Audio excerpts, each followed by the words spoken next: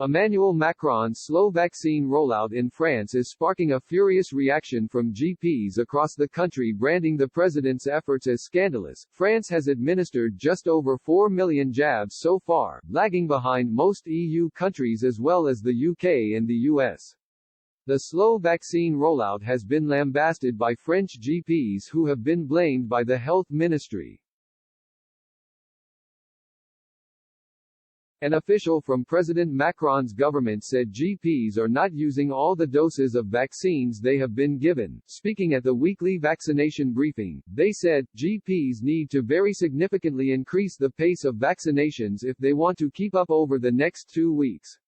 Some doctors were worried about not receiving the doses, but there are 1.2 million earmarked for them. That's no small change. But practitioners across the country are hitting back at the government, denying the accusation. Sylvain Lelabou, General Secretary for the trade union Les Generalistes CSMF said, "It's a scandal, I've got no vaccines left and I can't order any more. They are lying, we haven't kept any stocks. We are using the doses, not keeping them." Bertrand Favreau-Garrigues, a practitioner working in Bordeaux, told Politico he has 130 vulnerable and elderly patients on a waiting list and is forced to cancel injections barely a week after he started vaccinating.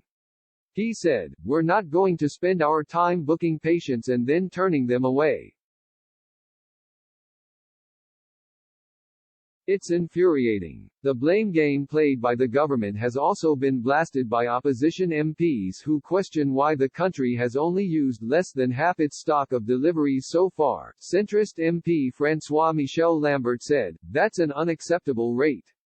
Building a A380 aircraft, or a Peugeot 3008 is a lot more complicated than taking one single product and putting it in people's arms. The supply chain is easy. I think the system is too rigid, and hitting on the links at the end of the chain is going to make people go faster." Last week, Health Minister Olivier Véran blasted healthcare workers for not taking the COVID-19 jab. In a letter to staff, he said, "The figures are encouraging, but they are not increasing enough. It's not enough.